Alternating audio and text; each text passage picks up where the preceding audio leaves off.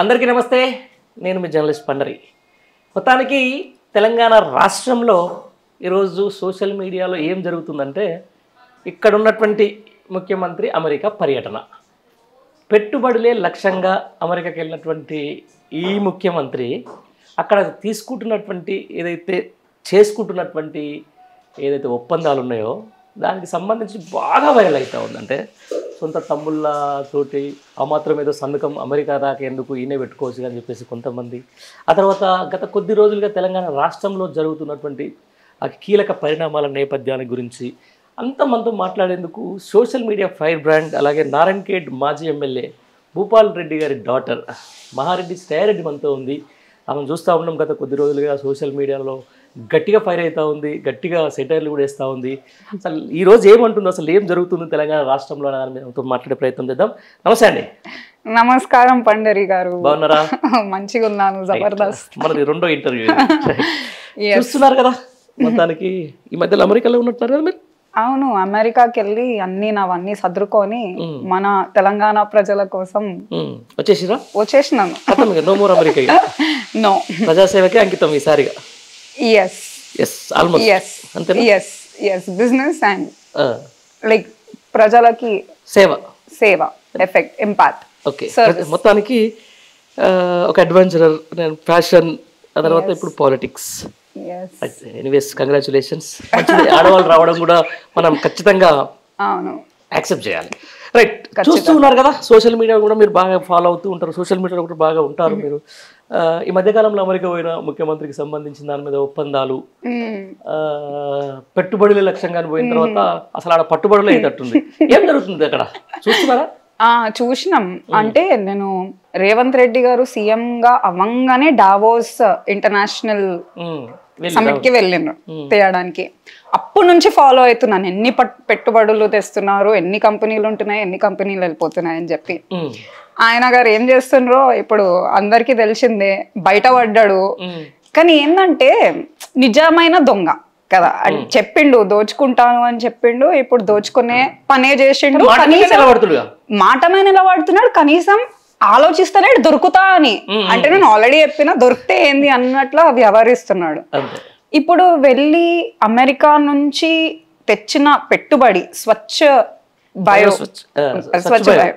Bio అన్న company through MOU sign చేయించుకొని 1000 crore worth project తెచ్చిండ్రు.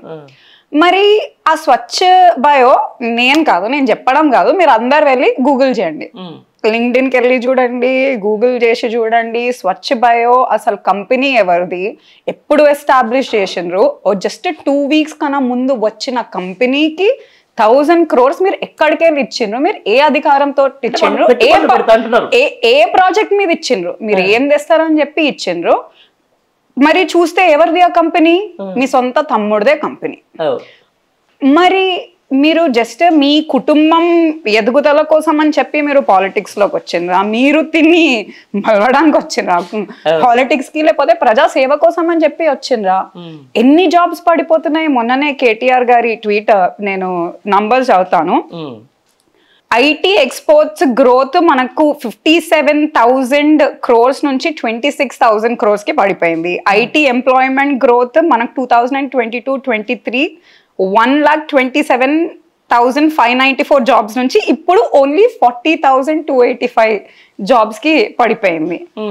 It's such a big drop. అంటే literally మీరు వచ్చిన నుంచి జాబ్ క్రియేషన్ లేదు, గవర్నమెంట్ జాబ్ ఇస్తలేరు, ఉన్న ఐటీ జాబ్స్ మీరు క్రియేషన్ ని హాల్టర్ చేస్తున్నారు, పెట్టుబడి తెస్తా అని చెప్పి మీరు తింటున్నారు, రైతుల డబ్బులు, ప్రజల డబ్బులు, టాక్స్ పేయర్స్ మనీ, మీరు నేను అందరం కట్టిన డబ్బుల్లోనే తింటున్నారు తప్పితే ఏం చేస్తున్నారని. ఇది మీరు సమాధానం, ఐ థింక్ రేవంత్ రెడ్డి గారికి నేను అడుగుతున్నాను, మీరు సమాధానం చెప్పాలి తెలంగాణ ప్రజలకు. అది మీ బాధ్యత. మీరు ఎందుకు ఎక్కడికి ఎవరికి ఇన్వెస్ట్ చేస్తున్నారు? అది మన టాక్స్ పేయర్స్ మనీ. తెస్తే నిజమైన కంపెనీస్ ని తేయాలి, జాబ్ క్రియేషన్ కి మీరు పెట్టండి, మిమ్మల్ని మేమే అభినందిస్తాం తేయండి అని చెప్పి. అంతేగాని ఇదేంది? Not right. ఇప్పుడు ప్రశ్నించాలి, అందరు కూడా ప్రశ్నించాలి. ఇప్పుడు నేనేమంటున్నా అంటే, సంక్షేమం అంటాం. సంక్షేమం మీన్స్ లైక్ వెల్ఫేర్ అనేది ఏ స్టేట్కైనా అవసరమే. దానికి కావాల్సిందంటే ఎక్కువగా మనీ జనరేట్ కావాలనుకున్నప్పుడు సరే కమర్షియల్ ట్యాక్సెస్, ఈ ట్యాక్సెస్ రాష్ట్ర బడ్జెట్కి ఏదైనా కూడా దాంట్లో శాలరీస్ ఇవన్నీ అంతంత మాత్రం ఎక్కువ గ్రోత్ కావాలంటే ఐటీ గ్రోత్ కావాలి. ఐటీ డాలర్స్ వస్తాయి, డాలర్స్ వస్తే డెవలప్మెంట్ అవుతుంది, డెవలప్మెంట్ అయితే వెల్ఫేర్ కొంచెం పెరుగుకోవచ్చు. బట్ ఇది మొత్తం టోటల్లీ ఇప్పుడు ఇందాక మీరు అన్నట్టే కేటీఆర్ గారు ట్వీట్ చేసినట్టుగా గణనీయంగా పడిపోతున్నాయి టాట్లీగా. అట్లా మరీ దారుణంగా కొన్ని రోజుల తర్వాత అసలు ఐటీ ఇక్కడ ఉండదా పరిస్థితి. మొన్నటిదాకా ఒక 10 years ఇండియాలోనే నెంబర్ 1 స్టేట్ తెలంగాణ అయితే, తెలంగాణలో ఇండియాలో నెంబర్ 1 సిటీ ఐటీకి హైదరాబాద్. ఏమవుతుంది మరి ఇప్పుడు అసలు ఎందుకు రావట్లేదు కంపెనీస్?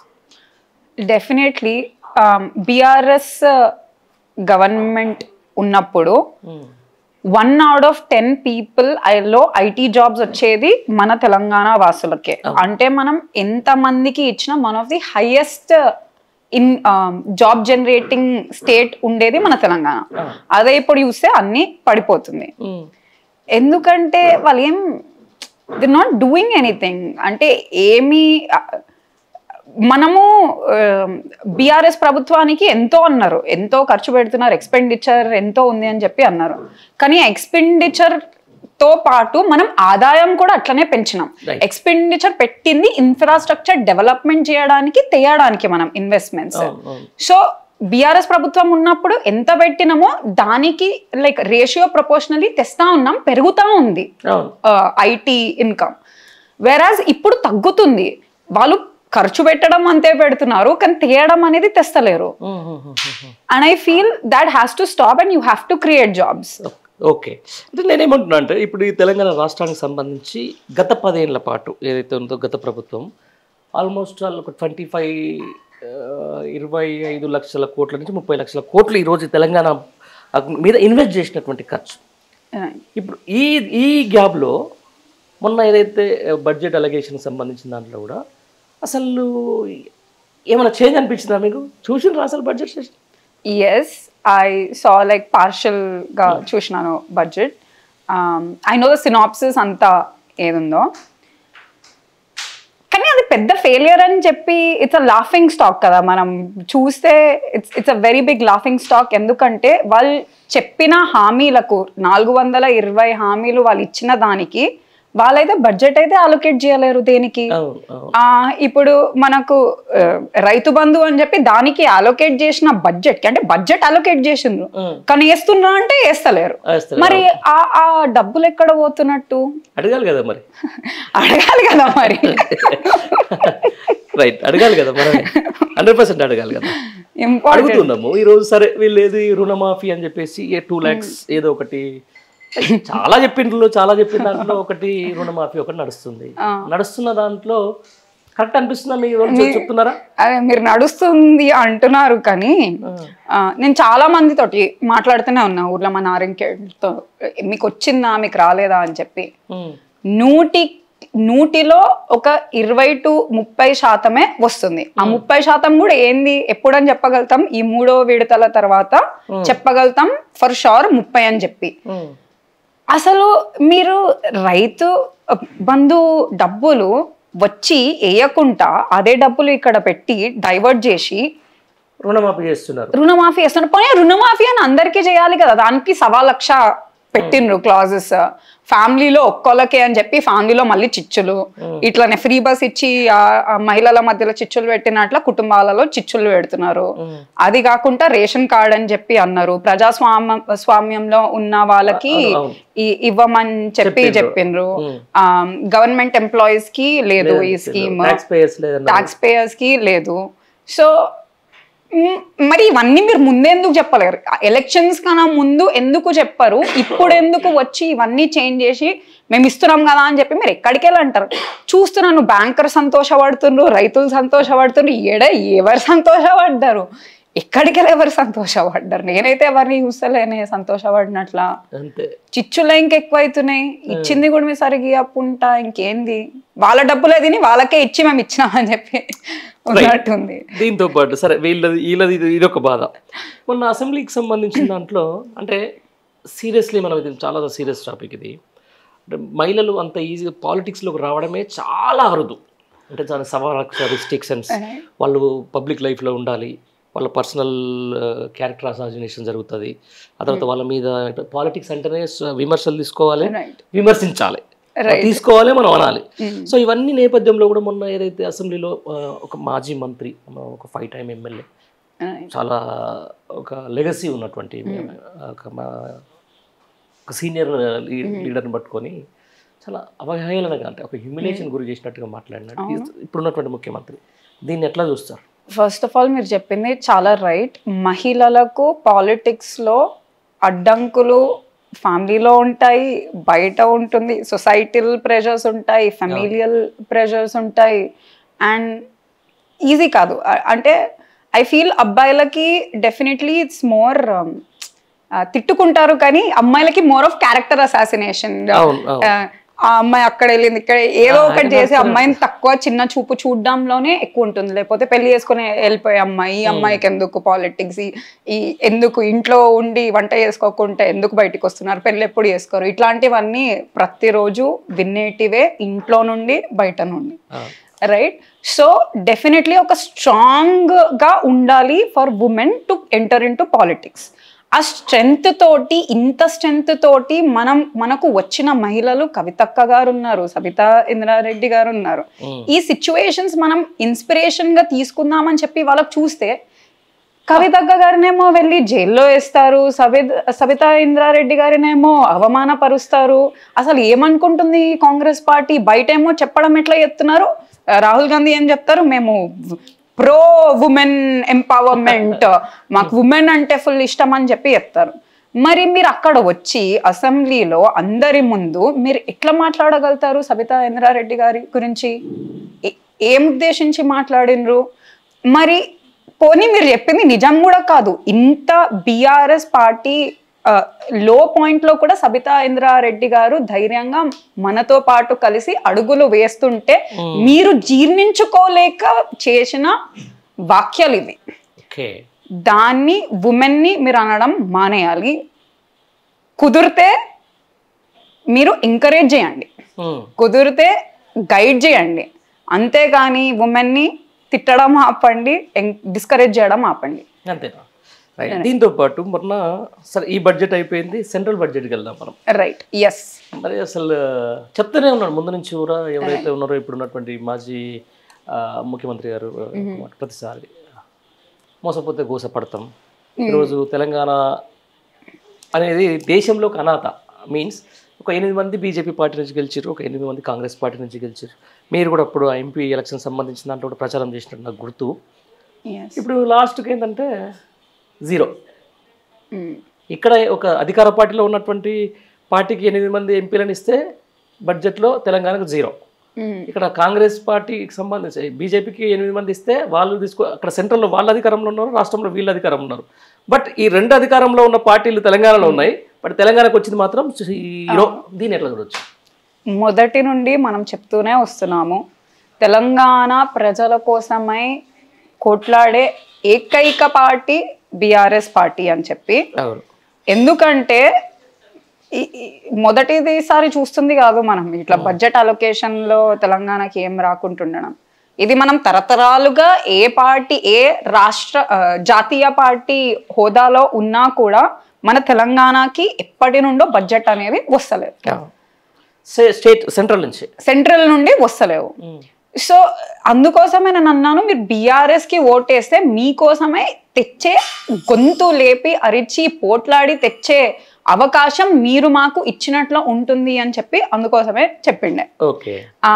అయినా ఇప్పుడు ఏమీ రాలేవు. కానీ సర్ప్రైజింగ్ కాదు, అంటే నేనైతే ఎక్స్పెక్ట్ చేసినాకి ఏం చేయరు. అదే కాకుండా ఇండియా వైడ్ బడ్జెట్లు కూడా వాళ్ళు చేసింది ఏం లేదు, చేంజెస్ చేసింది ఏం లేదు.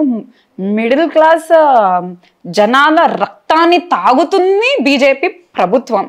ప్రతి ఒక్క దాంట్లో ట్యాక్స్, మనం కుర్చీ మీద ట్యాక్స్, మనం తినే తిండిలో ట్యాక్స్, మనం వేసుకునే బట్టల్లో ట్యాక్స్, మనం కారు కొనాలంటే ట్యాక్స్, కారు అమ్మాలంటే ట్యాక్స్, ఇన్సూరెన్స్ కి ట్యాక్స్, దేనికి ట్యాక్స్ లేదు మనకు. ప్రతి ఒక్క దానికి ట్యాక్స్ వేసిన తర్వాత పోనీ మీరు కనీసం బెనిఫిట్స్ ఇస్తున్నారా? ఎక్కడ చూసినా రోజు సరిగా ఉండే, అసలు మీరు ఏమి ఇస్తున్నారు ప్రజలకి? What are you giving back for ఇచ్చిన ట్యాక్సెస్ కి? మీరు ఏం రిటర్న్ ఇస్తున్నారు? ఏం ఇవ్వలేకపోతున్నారు. కాబట్టి బీజేపీ వచ్చి ఈ దేశానికి ఉద్ధరించింది ఏం లేదు, డెవలప్మెంట్ చేస్తుంది ఏం లేదు. ఎందుకంటే డెవలప్మెంటల్ మనీ ఏదైతే ఈ ప్రాజెక్ట్స్ లో కూడా పెట్టినరో, ఎయిర్పోర్ట్ ప్రాజెక్ట్, ఢిల్లీలో ఎయిర్పోర్ట్ కూలిపోయింది, గుజరాత్ లో కూలింది. మరి అంటే మీరు ఇప్పుడే ఇనోగ్రేట్ చేసి 6 నెలల వర్షం పడి ఆ ప్రాజెక్ట్ కూలితే మీరు ఏం చేస్తున్నట్లా in the end, right? So I think local regional parties, south India ఎస్పెషలీని నేను రీజనల్ పార్టీస్ అంతా పట్టించుకోవడం దశాబ్దాలుగా అయితే నేను చూడలేదు. ఇప్పటికీ మీకెవరైనా చెయ్యాలి అంటే, ఇంకా ఎలక్షన్స్ కూడా వస్తున్నాయి, మనకు సర్పంచ్ ఎలక్షన్స్ వస్తున్నాయి, మనకు ఎంపీటీసీ లోకల్ బాడీస్ ఎలక్షన్స్ వస్తున్నాయి. I feel it's very important that జనాలు ఇప్పటికైనా లైక్ ఐ ఫీల్ ఆలోచించి మీకోసం పోట్లాడే వాళ్ళకి మీకోసమే ఇప్పుడు అడగాలి. అడగకపోతే వాళ్ళు ఏం చేయరు, దోచుకుంటున్నారు కాంగ్రెస్ నాయకులు. ఈ హత్యలు, రేప్స్ అసలు ఎన్ని అవుతున్నాయి, క్రైమ్ రేట్ ఎంత షూటప్ అవుతుంది, జర్నలిస్ట్ మీద అటాక్స్, ఉమెన్ మీద అటాక్స్, మర్డర్స్, బీఆర్ఎస్ నాయకుల మీద అటాక్స్. ఇవన్నీ ఆగాలంటే మీరు ఆలోచించి తెలివిగా మీకు ఇస్తామన్న హామీలు మీకు రావాలి అంటే మీరు బీఆర్ఎస్ కి ఓటేస్తేనే అసాధ్యం అవుతుంది. అంతే, ఎవ్వరు చేయలేరు. ఓకే, ఇదే అంటున్నారు కదా మరి. మొత్తం మీరేమో బీఆర్ఎస్ కోటేస్తే ఇవన్నీ సాధ్యం అని మీరు అంటున్నారు. అసలు బీఆర్ఎస్ పార్టీని నేను స్టేట్లోనే ఉంచాలని చెప్పేసి మీ ముఖ్యమంత్రి అంటున్నారు. ఫస్ట్ ఆఫ్ ఆల్ మనం ముఖ్యమంత్రి గారి వర్డ్స్ ని అంతా సీరియస్ గా తీసుకోవడం మనం ఆపేయాలి, రైట్? ఎట్లా? ట్రాక్ రికార్డ్ ప్రూవ్ అవుతుంది కదా. అంటే సీరియస్ గా తీసుకోవాలంటే ఆయన మాట మీద నిలబడే మనిషికైనా ఉండాలి. ఆయన మాట మీద నిలబడాడు దేని విషయంలో కూడా. మరి ఆయన విషయం అసలు ఆయన నోటికెళ్ళి వచ్చే మాటలు ఒక నవ్వులాటగా తీసుకోవాల్సిన, you know it's joke, what he says is a joke, right? Because నామకే వాస్తే ఏది పడితే అది అరవడం అంతే. మామూలుగా ఏమంటారండి ముఖ్యమంత్రికి సంబంధించిన యూఎస్ లో అక్కడ యూత్ కానీ ఉంటారు కదా, అందరు తలా పెట్టుకుంటున్నారు. ఏంది ఎవరు వచ్చారు మన తెలంగాణకి, ముఖ్యమంత్రిగా రేవంత్ రెడ్డి రావడం ఏంది, గుంపు మేస్త్రి రావడం ఏంది, మన తెలంగాణ పరిస్థితి ఏమైపోతుందో, 10 సంవత్సరాలు మనం ఎంత కష్టపడి ముందుకు వెళ్ళినదంతా వెనకకి వెళ్ళిపోతుంది, రివర్స్ గేర్ తీసేసుకున్నాం మనం అని చెప్పి అందరూ బాధపడుతున్నారు. ఏ పని కావాలన్నా కూడా ఇప్పుడు చాలా కష్టం అవుతుంది. అన్ని లైన్స్ కట్టడం స్టార్ట్ చేసిండ్రు ప్రజలు కూడా. అవును, ఇబ్బంది పెడుతున్నారు. అది కానీ చాలా. మరి ర్యాలీలు తీస్తున్నారు కదా అమెరికాలో, ఎవరు ర్యాలీస్ తీస్తున్నారు కదా, పెద్ద కార్ ర్యాలీస్. రేవంత్ రెడ్డి ఇప్పుడు అన్ని తీసుకున్న డబ్బులు జేబులు వేసుకున్న డబ్బులు దేనికి పెడుతున్నారు? ఏదేమైనా కూడా సోషల్ మీడియాకి సంబంధించిన దాంట్లో సీరియస్ క్వశ్చన్, మనం బాగా హ్యూమిలేషన్ అవుతా ఉంది లేడీస్ మీద. నేను చూస్తూ ఉన్నా, అంటే పర్టికులర్గా కొంచెం ఎవరైనా గవర్నమెంట్ని క్వశ్చన్ చేసి ఏమైనా పెట్టినప్పుడు కింద కామెంట్స్, పర్టికులర్ ఇప్పుడున్నటువంటి అధికార పక్షానికి సంబంధించినటువంటి ఫేక్ అకౌంట్స్లో అయినా లేకపోతే నిజంగా డైరెక్ట్ కార్యకర్తలైనా కూడా చాలా నీచ స్థాయికి దిగజారి కామెంట్ చేస్తూ ఉన్నారు. దీన్ని ఎట్లా చూడవచ్చు? మీకు అట్లాంటి అనుభవం అయిందా? ఎందుకు కాలేదు, ఎంతమంది తిట్టుకుంటున్నారు. No, it's very, I feel at this point చాలా కామన్ అయిపోయింది తిట్టడం. వాళ్ళ పైశాచిక ఆనందం ఒకరిని తిట్టడం. అంటే అవతల మనిషికి ఫ్యాక్ట్స్ తోటి, లాజిక్ తోటి ఒక ఆన్సర్ ఇయ్యలేనప్పుడు వాళ్ళు చేసే పని తిట్టడం, క్యారెక్టర్ అసాసినేట్ చేయడం. ఇది ఐ ఫీల్ ఇన్ పాలిటిక్స్ చాలా కామన్ అయిపోతుంది. అండ్ మనం చేంజ్ అవ్వాలి as a leaders too, we need to develop new skills to ఎట్లా మాట్లాడాలి అని చెప్పి. అండ్ ప్రజలు కూడా మీరు ఆలోచించాలి, ఎందుకు తప్పు కదా. లైక్ ఏం సాధిస్తున్నారు మీరు? ఒకళ్ళని తిట్టి దమ్ముంటే రండి కూర్చోండి, డిబేట్ చేద్దాం, ఎట్లా చేద్దామో బెటర్, మన డెవలప్మెంట్ ఆఫ్ ద స్టేట్ కి మనం చూద్దాం. తిట్టి ఏమొస్తుంది? కానీ అవన్నీ నేను పట్టించుకోవడం మానేసినాను చాలా స్ట్రాంగ్ గా. మీరు తిడితే తిట్టుకోండి అనే టైప్, కానీ ప్రశ్నించడం మాత్రం మానం. ఎందుకు? అడిగితే తిడతారా మీరు? అడిగితే తిడతారా? అక్కడ ఇందిరా గాంధీ గారు కూడా ఎమర్జెన్సీ పెట్టి తను కూడా ఫేస్ చేయాల్సి వచ్చింది situations when she tried to curb the rights. ఇప్పుడు మనం బంగ్లాదేశ్ లో కూడా చూస్తున్నాము షేక్ హసీనా గారి మీద ఎట్లుందో situation when she tried to ఇట్లానే జనాల యాంగర్ ని ఆగ్రహావేశాన్ని తీసేయడానికి ప్రయత్నించినప్పుడు ఏదో ఒక రోజు అందరు కలిసి తిరగబడతారు. ఇప్పుడు ఆల్రెడీ మనం హైదరాబాద్ లో చూస్తున్నాము, స్టూడెంట్స్ అయినా ఎంప్లాయీస్ అయినా ఎంత కోపంతో ధర్నాలన్నీ అవుతున్నాయో మనం ఆల్రెడీ చూస్తున్నాం. కానీ మీరు వెయిట్ చేయండి, 1 or 2 years లో వీళ్ళు ఇదే మాదిరిగా తరహాలో కంటిన్యూ అయిన అనుకోండి, 2 years లో ఖచ్చితంగా ఈ గవర్నమెంటే టాపుల్ అయిపోతుంది. ఉంటుందా ఇట్లాంటి అన్స్టేబుల్ గవర్నమెంట్, ఇట్లాంటి ఏమి చేయని పనికిరాని గవర్నమెంట్ ఉంటుందా? ఎందుకు ఉంచుతారు? అందరు బాధలో ఉన్నారు, మీరు చెయ్యాలి. ఐ రియలీ థింక్ లైక్ వచ్చినందుకైనా ఏదో ఒకటైనా చేయండి. సరే 100 చెప్పిండ్రు, 420 చెప్పిండ్రు, ఒక 300 వరకైనా చేయండి. అన్ని వదిలేస్తాము, 101 వదిలేస్తామండి. రైట్, ఇంత సంక్షేమం ఇంత వెల్ఫేర్ చేసిన కేసీఆర్ గారిని ప్రజలు నమ్మలేదు. అంతకంటే ఎక్కువ చేస్తారు రేపు పొద్దున రేవంత్ రెడ్డి కోట్లు వేస్తారా? అంత ఇప్పుడు కేసీఆర్ గారు చేసిన దానికంటే ఎక్కువ సంక్షేమం చేస్తే రేపు రేవంత్ రెడ్డికి నమ్ముతారని ప్రజలు నమ్మి ఓట్లు వేస్తారా అంటున్నా. ఎందుకు చేయాలి సంక్షేమం అంటున్నా. రైట్, మీరు అడిగిన ప్రశ్న మంచిదే. అంటే ఇంత సంక్షేమం చేసిన తర్వాత కూడా ప్రజలు గుర్తించకపోతే సంక్షేమం చేసి ఎందుకు అని చెప్పి నేను అంటున్నా. యూర్ రైట్, లీడర్స్ కి వచ్చే క్వశ్చన్ అదే కదా. అంటే ఇంత కష్టపడి ఇంత చేసి ఎందుకు తిట్టిపించుకొని మళ్ళీ ఓడిపోవడం, ఏం రాజకీయాలు అని చెప్పి అనిపిస్తుండొచ్చు. లైక్ థాట్ బాధ ఉంటది అంత చేసిన తర్వాత గుర్తించకపోతే. బట్ ఐ ఫీల్ ప్రజాస్వామ్యం ఆర్ రాజకీయం అనేది మనం చేస్తుంది, మనం just it comes from the goodness of your heart.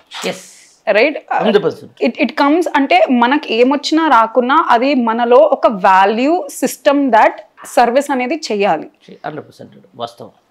So అంత ప్యూర్ హార్టెడ్ గా చేయాలనుకున్న వాళ్ళు ఏదేమైనా ఎన్ని తాకులు తగిలినా ఎవరేమన్నా, తెలంగాణ ప్రజలంటే ప్రేమ కాబట్టి, ఇండియా అంటే ప్రేమ కాబట్టి ఉంటారు.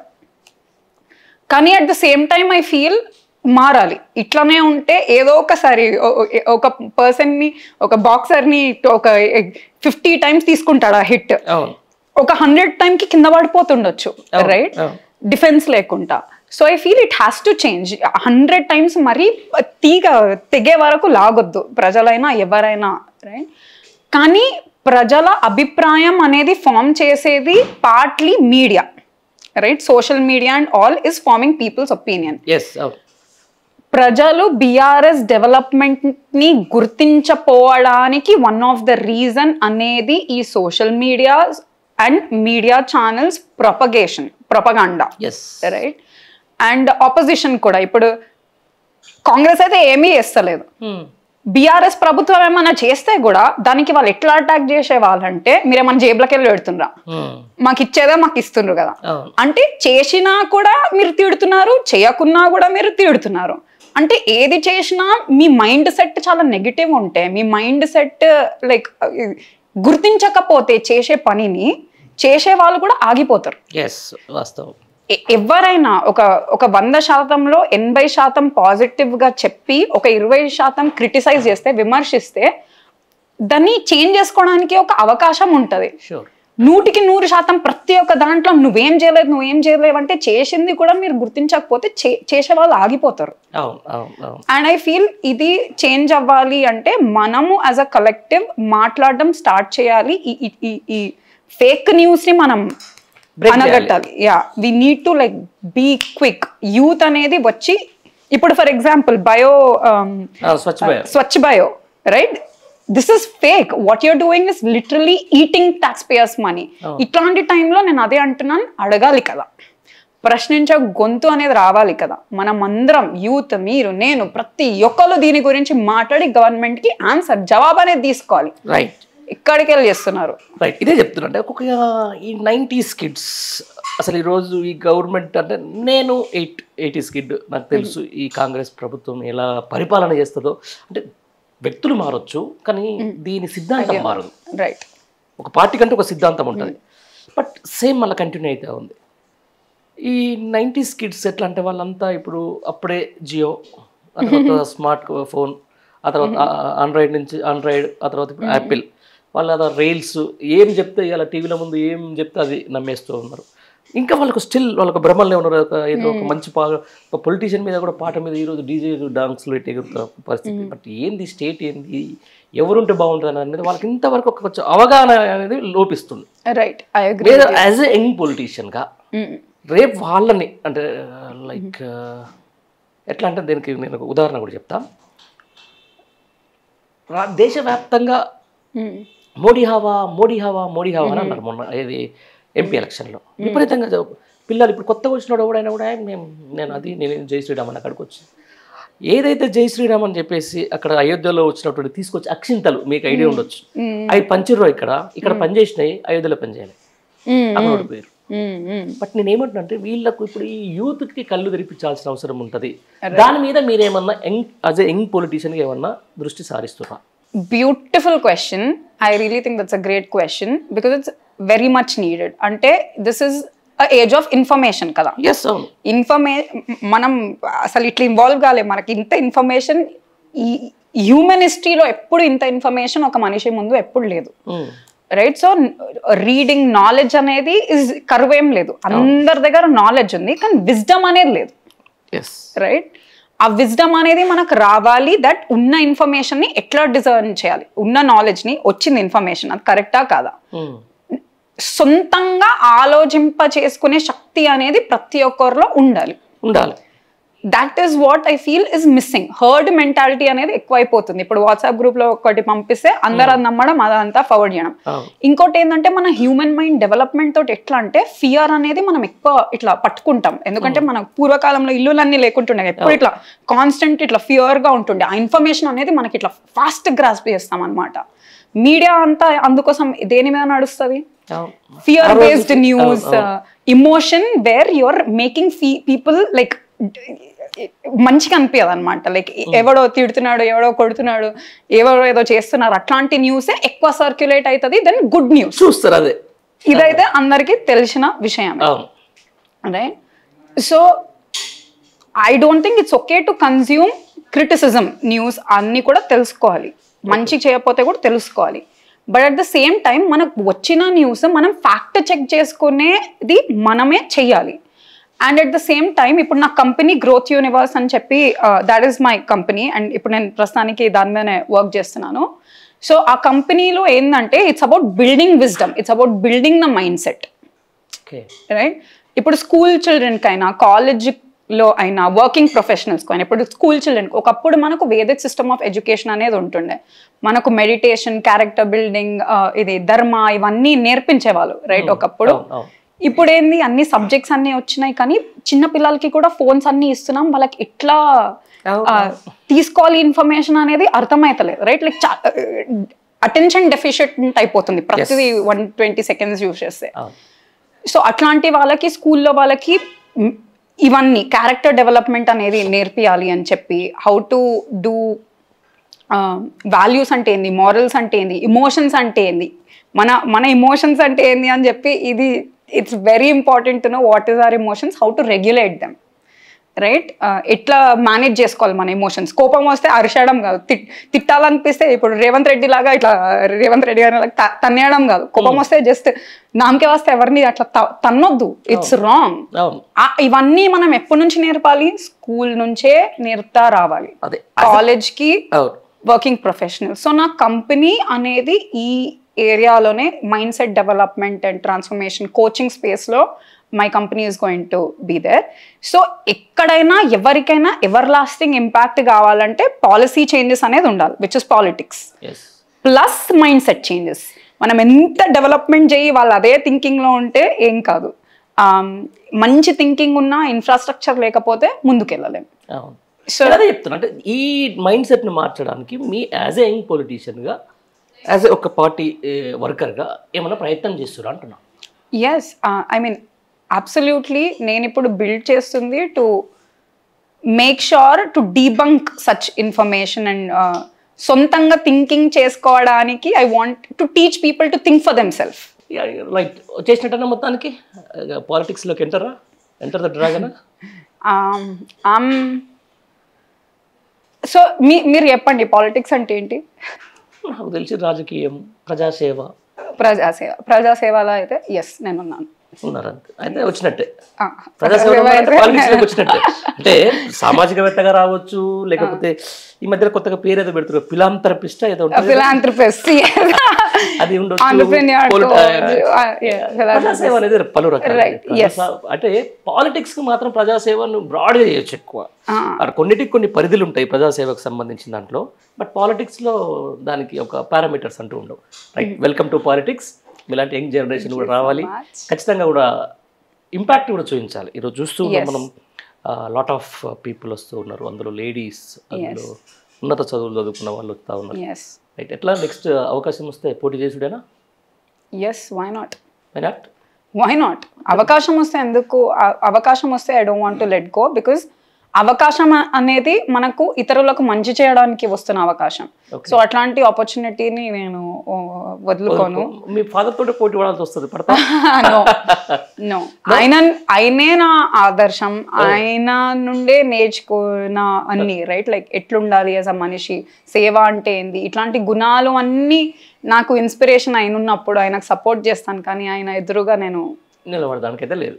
No, impossible. బట్ ఆయన నిలబెడిస్తే నిలబడతారు, కానీ మీరంటూ సపరేట్గా మీకంటూ ఒక పాలిటిక్స్ వే అయితే వేసుకోరు. No, I will support him. Right, I will work in building. అంటే ఇప్పుడు నేను ఎందుకు వర్క్ చేయాలని ఉంది, నాకు నిజంగా ఉంది నా ఇండియాలో నెక్స్ట్ జనరేషన్ ఆఫ్ లీడర్స్ మంచిగా ఉండాలి. రైట్, తిట్టుకుంటా అంతా నాకు అట్లాంటి పాలిటిక్స్ వద్దు. డిబేట్స్ పెట్టాలి, టాపిక్స్ గురించి మాట్లాడాలి, ఎడ్యుకేషన్ టాపిక్స్. నేను అదే ఇప్పుడు తెలంగాణ స్టూడెంట్ వింగ్ వాళ్ళతోటి మాట్లాడుతుంటే నేను చెప్పిన, ఒక క్యాబినెట్ అనేది చేద్దాము మనం. You know like as a cabinet you take like a ministry, నేను తీసుకుంటాం ministry, will go through like the budget and will say. KTR గారు చెప్పినారు in one of the interview, and I thought that's a brilliant idea. Right, to educate the upcoming youth. ఏంది facts అనేవి ఏంది, వాళ్ళు ఏ విధంగా budget చేస్తున్నారు, వాళ్ళు ఏ విధంగా అసెంబ్లీలో మాట్లాడుతున్నారు, దాంట్లో మనం ఏం చెప్పొచ్చు పాయింట్స్, ఇట్లాంటివన్నీ ట్రైనింగ్ మనమే చెయ్యాలి. రైట్, అండ్ పాలిటిక్స్ అనేది I feel in a way full money oriented అనేది అయిపోయింది కదండి ఇప్పుడు. బాగా పాలిటిక్స్ అంటేనే బాగా డబ్బుతోడు కొడుకున్నటువంటి విషయం. అందులో కాన్స్టిట్యుయెన్సీకి సంబంధించి మనం ఒక ఎమ్మెల్యే ఎంపీ స్థాయిగా ఆలోచించాలంటే మినిమం సిఆర్లలో పెట్టుకోవాల్సిన పరిస్థితి వచ్చేసింది. మనం ఇప్పుడు ఏం చేయడానికి లేదు. ఫైనాన్షియల్లీ గుడ్ పొజిషన్లో ఉన్నారు? Not at all. ఇప్పుడు మీరు సినిమాలలో చూసుంటారు, ఎక్కడ పాత ఫ్రీడమ్ ఫైటర్ ఇట్లాంటి సినిమాలలో చూసుంటారు. ఏంది, ఒక కుటుంబం వాళ్ళ ఆస్తులన్నీ కరగా తీసుకొని పాలిటిక్స్ చేస్తున్నారు, ప్రజాసేవ చేస్తున్నారు అని చెప్పి. అదే ఎగ్జాక్ట్లీ, మీరు అందరు ఇది అంటారు, కానీ నిజం అయితే నిజమే ఉంటుంది కదా. మా తాతల కాలం నుండి పాలిటిక్స్లో ఉన్న, ఆ కాలం నుండి మేము ఆస్తులు కరగ తీసుకుంటా ప్రజలకు పెడుతున్నాం తప్పితే మేము సంపాదించుకుంది అయితే ఎక్కడా ఏం లేదు. మరి ఇన్ని అలిగేషన్స్ చేస్తే నేను ఛాలెంజ్ కూడా చేసిన, నిరూపించండి దమ్ముంటే రాసిస్తామని, వెళ్ళి జైల్లో కూర్చుంటా అని చెప్పి కూడా నేను అన్నాను. నేనే అంటున్నాను. విమర్శలు చేయాలి, విమర్శలు తీసుకోవాలి కూడా 100% తీసుకోవాలి, కానీ బేస్లెస్ విమర్శలు చేయొద్దని మై పాయింట్. మీ ఇంత ముందు ఒక మాట అన్నారు, బేస్లెస్ విమర్శలే తొందరగా జనాలకు ఎక్కుతాయి. రైట్, నువ్వు ఎంత ట్రూత్, అది నిజం ఎంత మొత్తుకున్నా అది ఎక్కదు. చేంజ్ ఇట్ అవుతూ ఉంటాయి, ఒకసారి కాకపోతే ఒకసారి. వెళ్తున్నారా కాన్స్టిట్యుయెన్సీకి? ఇప్పుడు August 15th రోజు వెళ్తాను. సో మీరు అన్నట్ల మనీ ఇప్పుడు పాలిటిక్స్ లో ఉండాలంటే we all talked how money is important part. It is an important part in the equation. Right, so money రావాలంటే I need to start earning. కాబట్టి వచ్చే నుంచి I'm focusing on my business and stuff. కానీ ఇప్పుడు వెళ్తాను. Right, చాలా ఆశిస్తారు, ఎందుకంటే మీది పొలిటికల్ ఫ్యామిలీ. మీ తాతగారు ఎమ్మెల్యే, మీ ఫాదర్ ఎమ్మెల్యే. ట్రూ, కానీ అంటే ఖచ్చితంగా అంటే జనాలకు ఒకటి ఉంటుంది, లైక్ ప్రజాసేవ కదా. ప్రజాసేవ అంటే అన్నీ ఫ్రీగా రావు.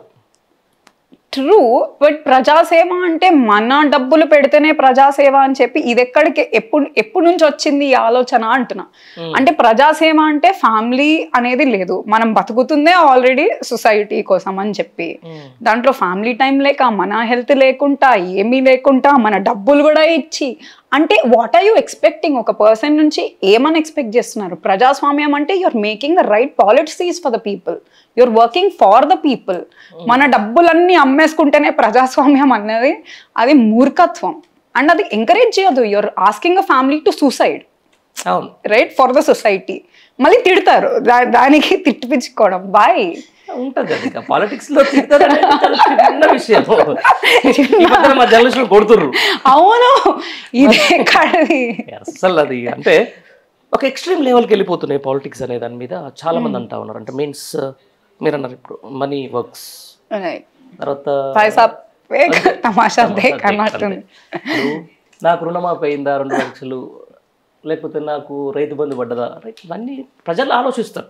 నీడీ పీపుల్కి అయితే ఓకే 100% దాన్ని మనం చేయాల్సిందే, బట్ ఒక ప్రణాళిక కావాలి కదా. అవును, ఫస్ట్ ప్రజలకు కావాల్సింది ఏంది? కూడు, గుడ్డ, నీడ, బేసిక్ నీడ్స్. ఈ మూడు అయిన తర్వాత ఇంకా ఏదైనా నడిచిపోతుంటుంది. బట్ ఇవన్నీ వదిలిపెట్టి పార్టీస్ ఏం చేస్తున్నారో తెలుసా? ఇప్పుడు వాళ్ళకు ఇంకా ఏదో మీన్స్ అడ్డగోలుగా హామీస్ అనమాట. ఇక ఏదేమైతే ఇది అధికారంలోకి వద్దాం, దానికి ఇక నీకు అసలు ఇది సాధ్యం అనుకుంటే, అవసరం అనుకుంటే ఈరోజు తెలంగాణకు సముద్రం కూడా తెస్తా అని చెప్తారు. అట్లా ఉంది చూస్తున్నారు. బట్ అది కరెక్టా? Is it real politics? It is not, it is definitely true. మీరు చెప్పింది సొంత స్వార్థానికి ఇచ్చిన అడ్డగోల హామీలు కాంగ్రెస్ ప్రభుత్వం అయితే ఖచ్చితంగా అదే చేస్తుంది, నడుస్తుంది. అది మీరు చెప్పింది కూడా కరెక్ట్. వరదలు వచ్చినప్పుడు స్కూటీ ఇస్తా, ఒక్కొక్కరికి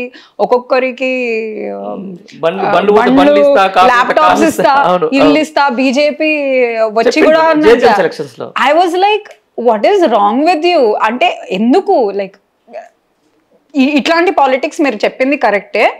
స్ప్లిట్ కాంగ్రెస్ కూడా ఇంకోటి చేసేది ఏంది? Divide and take votes. గొడవలు పెట్టాలి between caste, between religions, and then like taking votes from BJP చేస్తారు. వాళ్ళు ఒక రకంగా చేస్తారు, వీళ్ళు ఇంకో రకంగా చేస్తారు, right? But like I feel ఇవన్నీ అనేది డెఫినెట్లీ ఆగాలి. ఇంకెప్పుడు ఐ ఫీల్ టైం అయింది కదా పాలిటిక్స్ లోకి ఎంటర్ చాలా చూడాలి ఇంకా, రైట్? అంటే కానీ ప్రజలు గుర్తించాలి ఇవన్నీ.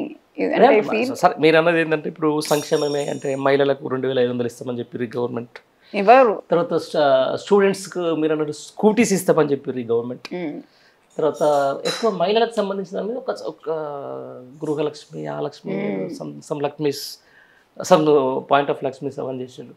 అవుతాయా? చేస్తారా? చేయాలి.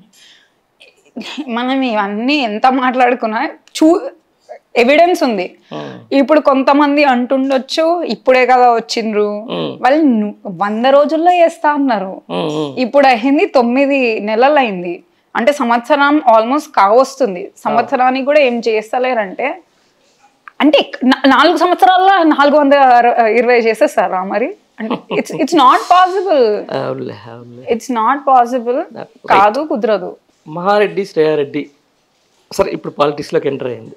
అసలు ఏంటి ఈ భూపాలరెడ్డి డాటర్, ఇది కాకుండా అసలు మహారెడ్డి, శ్రేయారెడ్డిని ఎట్లా గుర్తించాలి? అసలు ఆమె ప్రొఫెషన్ ఏంటి? అమెరికాలో ఏం చేసేది? అది ఒకసారి చెప్తే బాగుంటుంది మా ప్రేక్షకులకు. అబ్సల్యూట్లీ. మహారెడ్డి, శ్రేయారెడ్డి ఏమో ఇక్కడనే హైదరాబాద్లో పుట్టింది. నో, ఇక్కడనే పుట్టినా, కానీ అక్కడున్నాము, ఇక్కడున్నాము. ఓకే. అండ్ షీ చదువుకున్నాను, స్కూలింగ్ గీతాంజలి బేగంపేట్ నుండి చదువుకున్నాను. దాని తర్వాత కాలేజ్కి ఏమో ఎస్ఆర్ఎం యూనివర్సిటీ చెన్నైకి వెళ్ళిండే, బ్యాచులర్స్ ఇన్ ఇన్ఫర్మేషన్ టెక్నాలజీ చేసిండే. దాని తర్వాత మాస్టర్స్ కోసం అని చెప్పి యూఎస్కి వెళ్ళినాను ఇమ్మీడియట్గా. మాస్టర్స్ ఇన్ బిజినెస్ అనాలిటిక్స్ చేసినాను యూనివర్సిటీ ఆఫ్ ఇలినాయ్ షికాగోలో. ఆఫ్టర్ మాస్టర్స్ జాబ్ చేసినాను కొన్ని మంత్స్, కొన్ని ఇయర్స్ జాబ్ చేసినాను. And my job was like marketing analyst, senior marketing analyst. And యాక్చువల్గా యుఎస్ ఆర్మీ తోటి కూడా వర్క్ చేసిండే. వాళ్ళ డేటా చూడడానికి లైక్ ఎంతమంది జాయిన్ అవుతున్నారు ఆర్మీ, ఎందుకు జాయిన్ అవుతలేరు, వార్ అయితే వాళ్ళకి ఎట్లా ఇంపాక్ట్ అవుతుంది. అంటే ఎట్లా ఎన్జిఓ అది direct no job recruitment. I had a job with the army through the company. బాగుంటది కదా, మరి ఎందుకు వదిలేసింది? బాగుండే. నేను ఇంకా యాక్చువల్ మేజర్ జనరల్స్ వీళ్ళందరితో and imagine all those colonels generals తోటి కూడా మాట్లాడి ఇన్సైట్స్ ఇచ్చేంత జాబ్ ఉంటుండే. It was very interactive and fun. కానీ ఎక్కడో లోపల మనం ఇంకెంతో చేయగలుగుతామే, you know that feeling that I can do more, this is not it. Fulfilment అనేది ఒకటి. ఐ వాజ్ హ్యాపీ కానీ ఫుల్ఫిల్మెంట్ లేదు. అర్థమైందా? దట్ ఇంకేదో చెయ్యాలి. ప్రజాసేవ మీద ఒకసారి నీకు మనసులోకి వచ్చేసిందంటే ఇంక మనం ఆగలేదు. రైట్. నేను ప్రజాసేవ నాకు ఎప్పటి నుంచో తెలుసు that this is what I want to do. కానీ పాలిటిక్స్ త్రూ అని చెప్పి నేను అనుకోలేదు ఎప్పుడు. రైట్. ఎట్లా ఉంది మీ పాలిటిక్స్ ఎంటర్ అవుతామని చెప్పిన తర్వాత family members support? I think మా అమ్మ అనుకుంటది నేను ఇజ్జత్ తీస్తున్నాను ఫ్యామిలీది ఇప్పుడు వచ్చి in politics. Right. I feel it's very common that అమ్మాయిలకి చూసిన ఫస్ట్ ఎక్కడి నుంచి ప్రాబ్లం స్టార్ట్ అవుతుంది అంటే ఇంట్లోనే స్టార్ట్ అవుతుంది. చిన్న ఉన్నప్పటి నుంచి స్టార్ట్ అవుతుంది. అమ్మాయి అంటే ఇట్లుండాలి, అమ్మాయి అంటే అట్లుండాలి అన్న దగ్గర నుంచి స్టార్ట్ అవుతుంది. ఇంట్లో అబ్బాయికి చెప్పకుండా అమ్మాయికి ఎవ్రీ టైం నువ్వే చేయాలి వంట, నువ్వే అది చేయాలి అన్నప్పటి నుంచి స్టార్ట్ అవుతుంది. అమ్మాయికి నువ్వు గొంతెత్తి మాట్లాడొద్దు అని చెప్పినప్పటి నుంచి స్టార్ట్ అవుతుంది. ఇంట్లో నుండే స్టార్ట్ అవుతుంది. అండ్ ఐ థింక్ ఆల్మోస్ట్ అందరు అమ్మాయిలు ఫేస్ చేసేది ఇదే. అండ్ నాకు ఏం తక్కువ కాదు, బట్ ఐ థింక్ నేను ఇంకా ఏం డిస్కస్ చేయలేదు. అంటే నేను చేసేది నేను చేసుకుంటున్నాను. వాళ్ళ ప్రాస్పెక్టివ్ ఏంటంటే పద్ధతిగా ఉండాలి, మంచిగా ఇంత చదువుకున్న తర్వాత అబ్బాయికి చేసామంటే పెళ్లి చేసుకుంటే హ్యాపీగా ఉంటే మా నిలబెడతారని చెప్పేసి ఉంటుంది. పాలిటిక్స్లోకి వచ్చిన తర్వాత మనం చాలా డేర్ స్టెప్ వేయాలి. చాలా అంటే చాలా చెప్తాను కదా, ఫస్ట్ ఎక్కడ స్టార్ట్ అయింది నీకు, ఇక్కడనే స్టార్ట్ అయింది. ఇంతకు మించిన దగ్గర తర్వాత వెళ్ళిపోతుంది.